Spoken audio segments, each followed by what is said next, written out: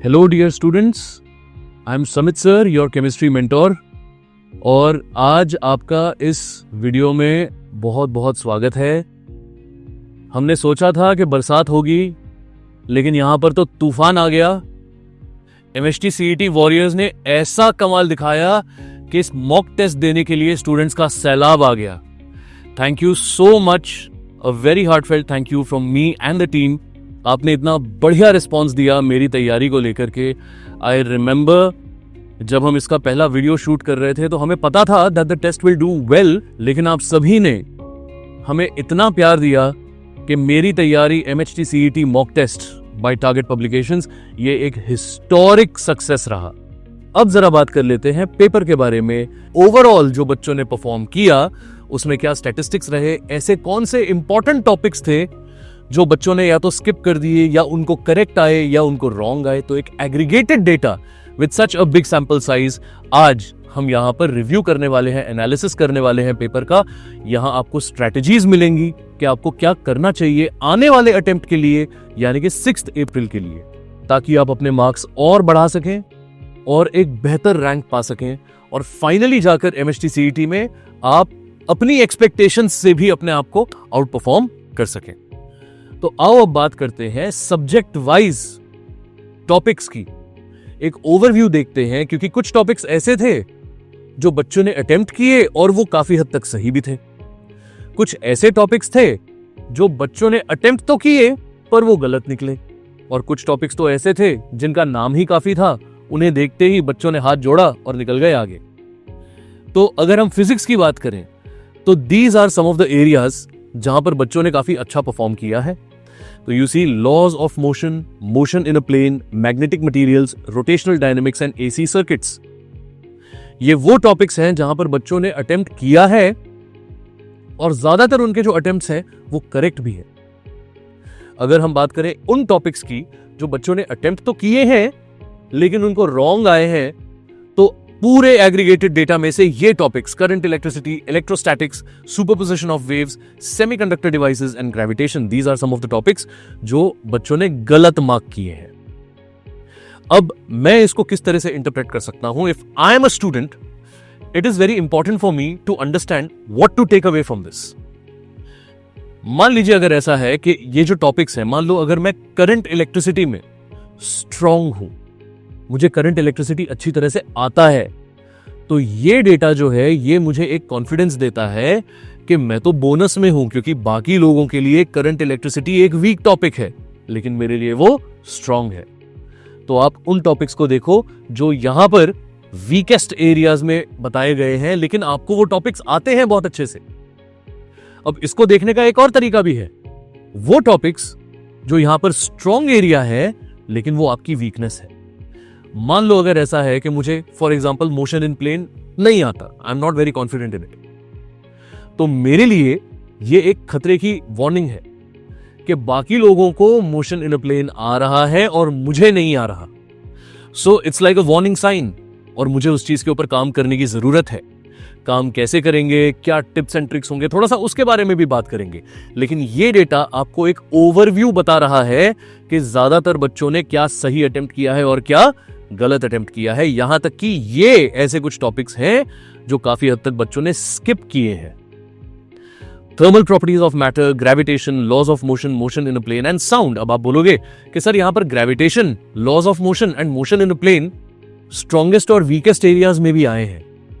तो let me tell you इसको कैसे हम देख सकते हैं। ग्रेविटेशन के जो क्वेश्चंस हैं, ज्यादातर बच्चों ने जो मार्क किया है वो उन्होंने गलत मार्क किया है, इसलिए वो वीकेस्ट एरियाज में है, या फिर बच्चों ने उसे छोड़ दिया है ऑल टुगेदर। सिमिलरली अगर मैं बात करूं लॉज ऑफ मोशन की, तो वो स्ट्रॉन्गेस्ट में भी आ रहा है और वो स्किप्ड टॉपिक्स में भी आ रहा है। तो इसका मतलब यह है कि या तो बच्चों ने उसे छोड़ दिया या जितने लोगों ने उसे अटेम्प्ट किया वो सही अटेम्प्ट किया। तो अकॉर्डिंगली आप इस चीज को इंटरप्रेट कर सकते हो। वो एरियाज जो बाकियों के लिए स्ट्रांग है, आपको तो उसमें स्ट्रांग होना ही पड़ेगा, लेकिन वो एरियाज जो या तो बच्चों ने छोड़ दिए हैं या उनमें वो वीक है, उनमें अगर आप स्ट्रांग हो जाओ तो you will get a competitive advantage. Similarly अगर मैं बात करूं केमिस्ट्री की, these are the strong areas.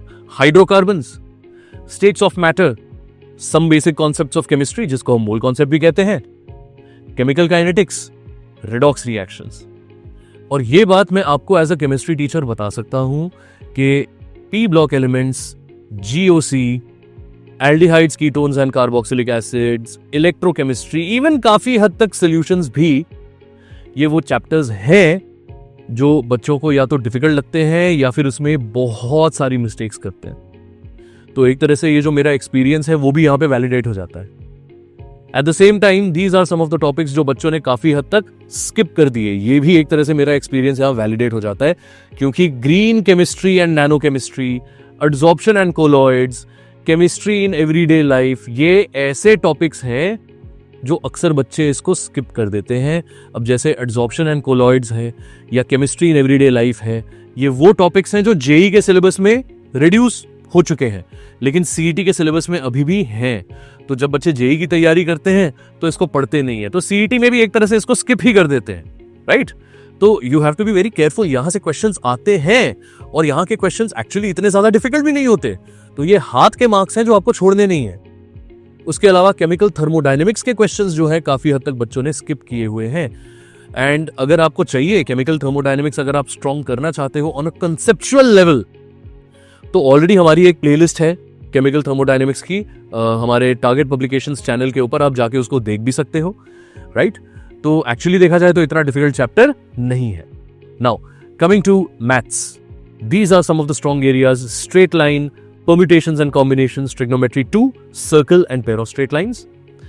Weak areas में you have complex numbers, definite integration, mathematical logic, functions and differentiation. Now, differentiation, of course, differentiation, complex numbers, definite integration, इन सब चीजों में of course बच्चे गलती करते हैं, right? Typically ऐसा होता है, you will have to practice more. पर हाँ, जो टॉपिक्स हैं जैसे कि मैट्राइसिस हो गया या यहाँ पर मैथमेटिकल लॉजिक दिया हुआ है वो हो गया, जनरली ऐसा होता है कि इसमें ना कैस्केडिंग इफेक्ट होता है कि अगर आपने एक गलती कर दी तो वो कैस्केड करके आगे जाकर एक टोटली आंसर जो है आपका चेंज हो जाता है। तो you have to be very careful in solving these type of questions. Then जो स्किप्ड एरियाज हैं उनके अंदर we have complex numbers, continuity, functions, trigonometry 2 and indefinite integration. Indefinite integration again is a huge chapter. तो यहाँ पर या तो ऐसा होता है कि बच्चे इसको गलत सॉल्व करते हैं या इसको स्किप कर देते हैं ऑल टुगेदर। आपको ऐसा नहीं करना है, इसके क्वेश्चंस पूछे जाते हैं तो please do not skip it. आप इसको प्रैक्टिस करो, डेफिनेटली आप बहुत अच्छा स्कोर कर पाओगे। वंस अगेन कुछ ऐसे चैप्टर्स हैं जो दोनों में कॉमन है, लेकिन उसको कैसे इंटरप्रेट करना है वो मैंने आपको फिजिक्स के टाइम पे बता दिया है। Then we have biology, molecular basis of inheritance, reproduction in lower and higher animals and lower and higher plants, biomolecules and plant water relation. These are the strong areas जहां पर ज्यादातर बच्चों ने अपना आंसर करेक्ट दिया है। अगर मैं बात करूं वीक एरियाज की, तो you have enhancement of food production, biotechnology, organism and population, biodiversity conservation and environmental issues and human nutrition. Generally ऐसा होता है कि बायो के जो बच्चे हैं इनको ये जो पूरा इकोलॉजी वाला जो ये यूनिट है ये थोड़ा अलग है, ये तो बहुत सारे बच्चों को ये थोड़ा तंग करता है। तो लेकिन इतने डिफिकल्ट चैप्टर्स नहीं है, अगर आप इनको पढ़ोगे तो डेफिनेटली आपको एक कॉम्पिटिटिव एडवांटेज मिलेगा, क्योंकि ज्यादातर बच्चों को ये एज अ वीकनेस ही लगता है। स्किप्ड एरियाज में देखें तो you have biomolecules, excretion and osmoregulation, enhancement of food production, human nutrition, respiration and energy transfer. Now you look at this, human nutrition, enhancement in food production, ये ऐसे topics हैं जो weak areas में भी हैं और स्किप्ड में भी हैं। यानी कि या तो बच्चों ने इसे स्किप कर दिया है या फिर अगर उन्होंने अटेम्प्ट किया है तो वो गलत अटेम्प्ट किया है, यानी कि एक्चुअली ये एक वीकनेस है। तो अगर आप इसमें स्ट्रांग बन जाओ तो डेफिनेटली आपको एक कॉम्पिटिटिव एडवांटेज मिल जाएगा। अब थोड़ा सा बात कर लेते हैं कि हाईएस्ट स्कोर्स कितने रहे। तो ये जो हमारा टेस्ट था ये इतना ज़्यादा कॉम्पिटिटिव था कि यहाँ पर बच्चों के स्कोर्स काफ़ी अच्छे आए हैं। तो अगर आप देखो, हम बच्चों का नाम नहीं डिस्क्लोज करना चाहते, पीसीएम में the highest scores are 191, 191 and 190।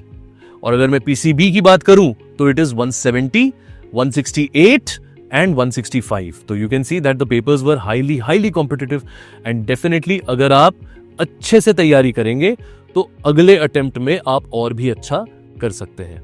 अच्छा, while we are on the subject of highest scores, मैं आपको एक और बात बता दूं, आपके लिए एक बेंचमार्क सेट कर दूं। अगर आप देखो तो आपके स्कोर कार्ड में you will be able to see this histogram.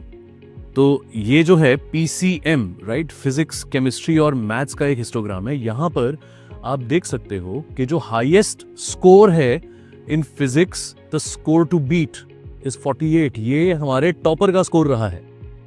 Chemistry में 45 और मैथ्स में 98। Similarly in PCB, these are the scores to beat. In physics it's 35, chemistry it's 47 and biology it is 88. तो ये scores आपको beat करने होंगे अगर आप स्टेट लेवल पे टॉप करना चाहते हैं तो, या अगर आप एक स्टेट लेवल रैंक पाना चाहते हैं तो। अब अगर आप प्रैक्टिस कर लेते हो तो आपके पास एक और मौका है। 6 अप्रैल का जो हमारा अटेम्प्ट है, मेरी तैयारी, the ultimate MHT CET mock test by Target Publications, यहां पर आप एक और बार बाजी मार सकते हो। यहां नीचे ये लिंक दिया हुआ है रजिस्टर करने के लिए। ये लिंक आप अपने फ्रेंड्स के साथ जरूर शेयर करो। जिन्होंने पहला अटेम्प्ट नहीं दिया है, you can share it with them, क्योंकि हम चाहते हैं कि अगले टेस्ट में आपका कंपटीशन और भी ज्यादा अच्छा हो, तो आपका स्कोर जो है वो और ज्यादा निखर के आए। हम क्या कर रहे हैं, हमारे चैनल पे यानी कि टारगेट पब्लिकेशंस एंट्रेंस एग्जाम्स पे हम हर रोज एक शॉर्टकट ट्रिक अपलोड करने वाले हैं। वो शॉर्टकट ट्रिक को आप देखो, उसे अपनाओ, अपनी प्रिपरेशन में उसे इंस्टिल करो, इनकलकेट करो, और वहां से डेफिनेटली आप कुछ टाइम सेविंग मेजर्स को अपना पाओगे, अपने स्कोर को और ज्यादा बढ़ा पाओगे।